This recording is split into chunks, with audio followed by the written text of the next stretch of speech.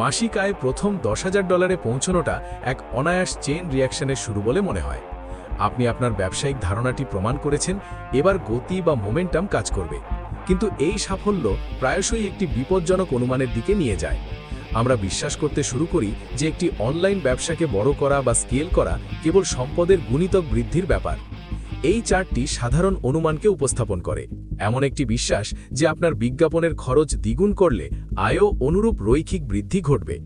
এটি গ্রাহকদের একটি অনুমানযোগ্য গাণিতিক চলক বা ভেরিয়েবল হিসেবে বিবেচনা করে। যত টাকা বিনিয়োগ তত টাকা লাভ। এই মানসিকতাই হল সেই নির্দিষ্ট ফাঁদ যা বেশিরভাগ নতুন উদ্যোক্তাদের একটি আর্থিক অচলাবস্থায় নিয়ে যায়। দ্বিতীয় মাসে আপনি সেই হিসাব অনুসরণ করেন এবং বৃহত্তর পরিসরে একই আয়ের প্রত্যাশায় আক্রমণাত্মকভাবে আপনার বাজেট বৃদ্ধি করেন। কিন্তু বৃদ্ধির বদলে ডেটা একটি পতন বা ফাটল দেখায়। আপনার বিজ্ঞাপনের খরচ বাড়তেই থাকে, কিন্তু আয় হঠাৎ করেই থমকে যায়। যখন খরচের রেখাটি আপনার আয়ের রেখাটিকে ছাড়িয়ে যায়, তখন আপনি এমন একটি সিস্টেমে টাকা ঢালতে থাকেন যা তার কার্যকারিতা হারিয়েছে, এবং প্রতিটি নতুন গ্রাহকের পিছনে আপনার লোকসান হতে থাকে। যে কৌশলটি ব্যবসাটি তৈরি করেছিল, কেন হঠাৎ করে এমন একটি ব্যবস্থায় পরিণত হয় যা এর সম্পদগুলো শুষে নেয়? কারণ ব্যবসাকে স্কেল করা শুধু আরও বেশি মানুষের কাছে পৌঁছানোর কোনো পরিমাণগত কাজ নয়, এটি মানুষের মনোযোগ আকর্ষণ করার বিষয়গুলো বোঝার একটি গুণগত সমস্যা।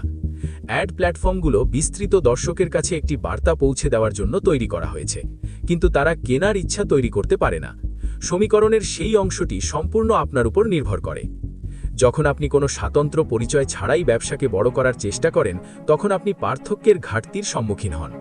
একটি স্যাচুরেটেড বা প্রতিযোগিতাপূর্ণ বাজারে আপনার বিজ্ঞাপনগুলি এই অন্তহীন গ্রিডের হাজার হাজার বিজ্ঞাপনের মধ্যে মাত্র একটি।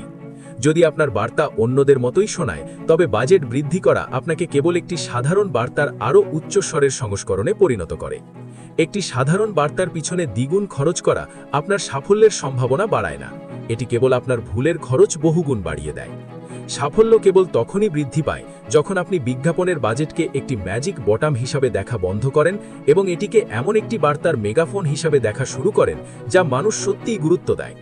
এটি ঠিক করতে আপনাকে অ্যাড প্ল্যাটফর্মের প্রযুক্তিগত সেটিংস থেকে সরে আসতে হবে এবং দর্শকদের মনস্তত্ত্বের বিজ্ঞানের উপর মনোযোগ দিতে হবে।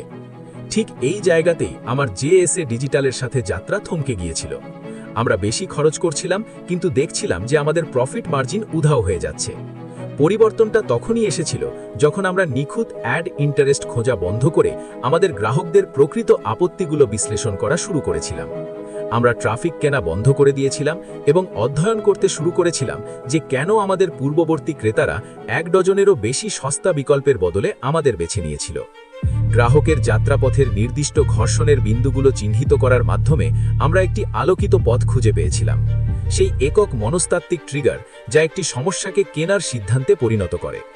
একবার যখন আপনি সেই কেন বুঝতে পারবেন, তখন আপনি একটি সাধারণ পিচকে এমন একটি লক্ষ্যভিত্তিক হুকে রূপান্তর করতে পারবেন যা গ্রাহকদের নির্দিষ্ট চাহিদাগুলো তাদের বলার আগেই পূরণ করে।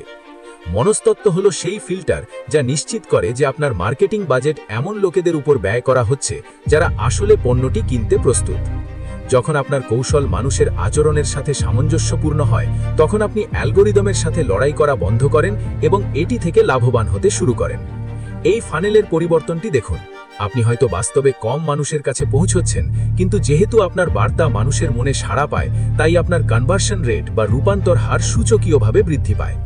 প্ল্যাটফর্মটি আপনার খরচ কমিয়ে এই এঙ্গেজমেন্টকে পুরস্কৃত করে। বৃদ্ধি একটি স্বশক্তিশালী চক্রে পরিণত হয়।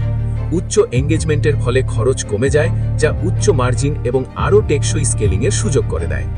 এই মনস্তাত্ত্বিক সমন্বয় এমন একটি প্রতিযোগিতামূলক সুবিধা ক্রিয়েট করে যা শুধুমাত্র বড় বিজ্ঞাপন বাজেট থাকা কোনো প্রতিযোগী দ্বারা ব্যাহত করা সম্ভব নয়। আপনার নির্দেশিকা পরিষ্কার। ভ্যানিটি মেট্রিক্স এবং প্ল্যাটফর্মগুলোর দেওয়া স্বয়ংক্রিয় বুস্ট বটমগুলোর উপর নির্ভর করা বন্ধ করুন। লোকেরা কেন কেনে এবং তারা কিসে ভয় পায় তা অধ্যয়ন করে আপনার সময় ব্যয় করুন। বৃহত্তর মার্কেটিং বাজেটের চেয়ে এই জ্ঞান অনেক বেশি মূল্যবান সম্পদ। গ্রাহকের মনস্তত্ত্ব বোঝা হলো আমাদের একটি জীবন্ত এবং কার্যকর ব্যবসায় এই বিষয়গুলো কেমন দেখায় তা দেখানোর জন্য আমরা এই সমস্ত টুকরোগুলোকে একসাথে মেলাতে যাচ্ছি। আপনি নিশ্চয়ই এই যাত্রার সমাপ্তি মিস করতে চাইবেন না। এখন ফলো করুন